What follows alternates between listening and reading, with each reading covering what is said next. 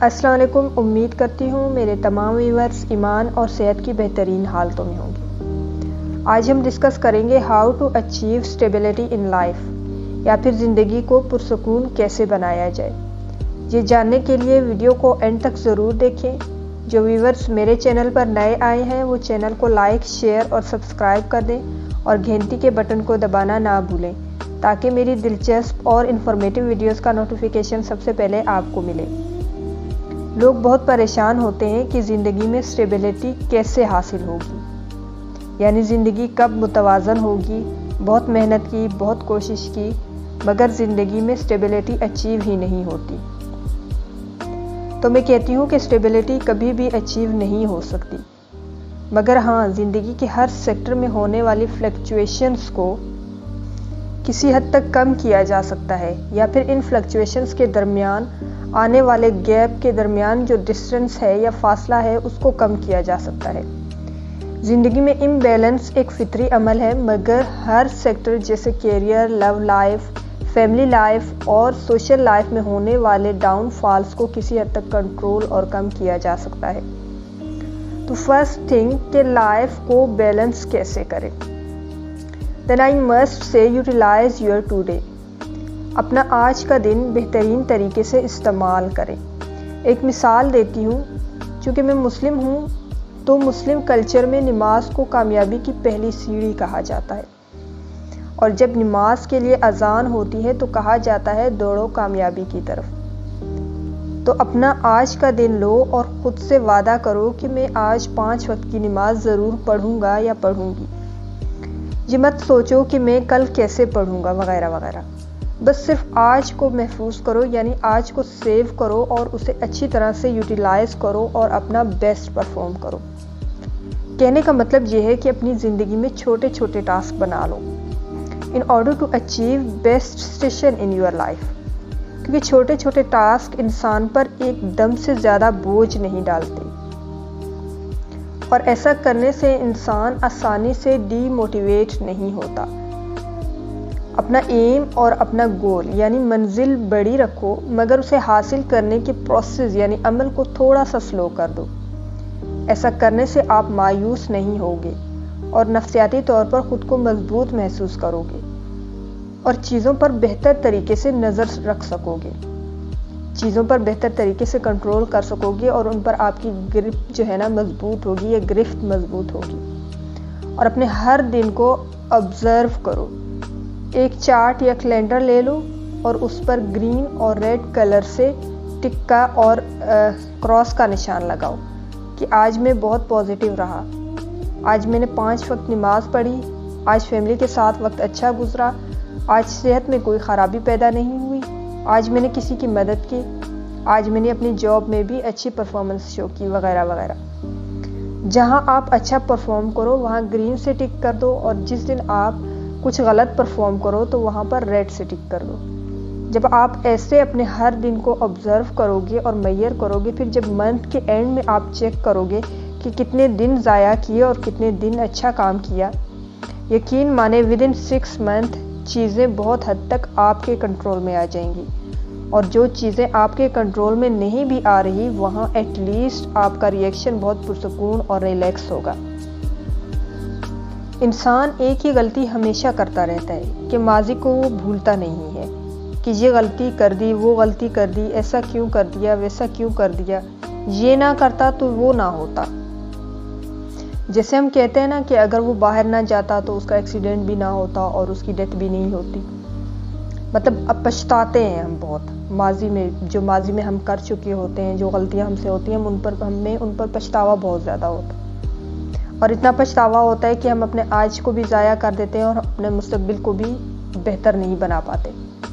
ये बहुत गलत बात है, क्योंकि अगर आपको मैं अभी माजी में भेज दूँ या वापस आपको माजी में ले जाऊँ या गुज़रा हुआ वक्त वापस ले आऊँ, तो यकीन माने आप फिर से वही करेंगे जो पहले से करके आए थे, क्योंकि एक तो वो सब नसीब में लिखा होता है, दूसरा आपको उस चीज़ और सिचुएशन के बारे में नॉलेज और इन्फॉर्मेशन नहीं होती या इन्फॉर्मेशन नहीं थी। लेकिन जब आपको उस सिचुएशन में डाला गया और आपने गलती की और गलती को एक्सेप्ट किया, तो आपने प्रेजेंट यानी आज में फिर वही गलती नहीं की अगर आप दोबारा उस सिचुएशन में जाओ तो। कहने का मतलब ये है कि आप अपनी पास्ट से सीखें और आने वाले दिन में अगर दोबारा आपको कुदरत उसी सिचुएशन में डाले तो आप दोबारा वही गलती ना करो।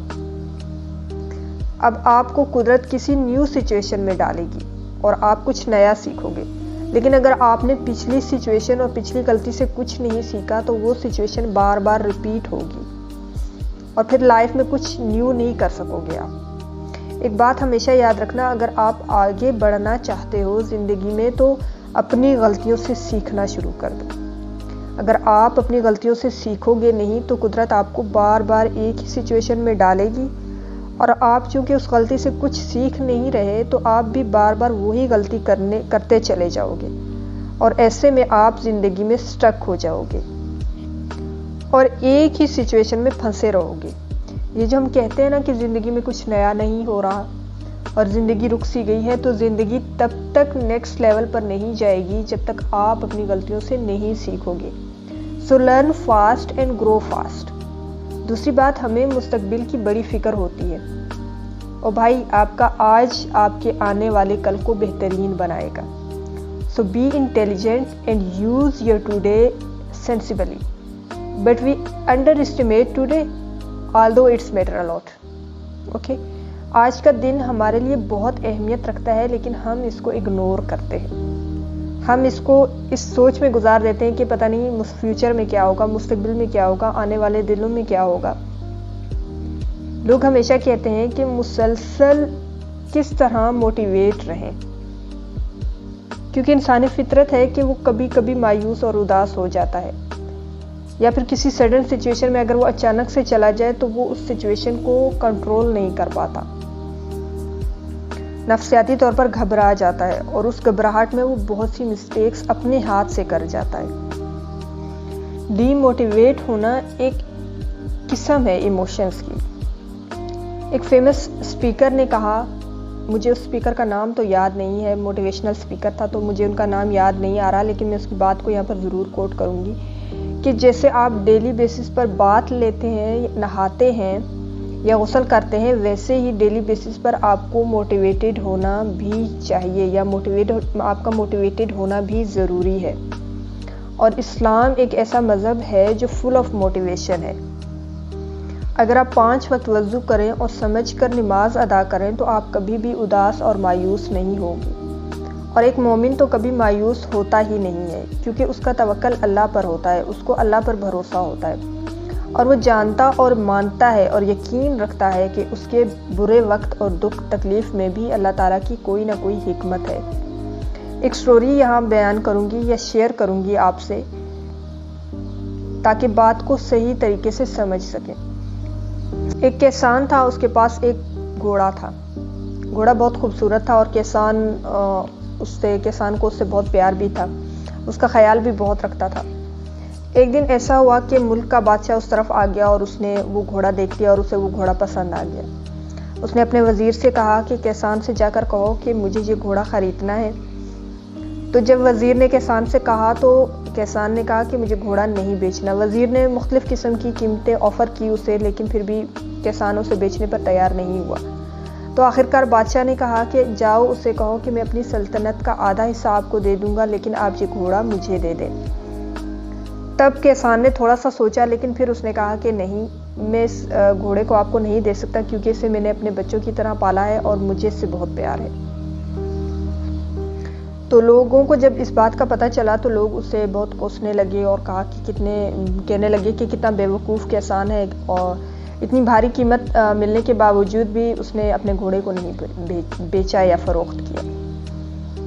फिर यूँ हुआ कि कुछ दिनों बाद वो घोड़ा भाग गया।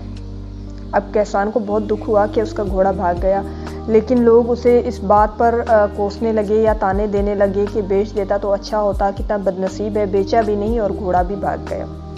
लेकिन कुछ दिनों बाद वही घोड़ा वापस आया और अपने साथ एक और घोड़ा भी लेकर आ गया।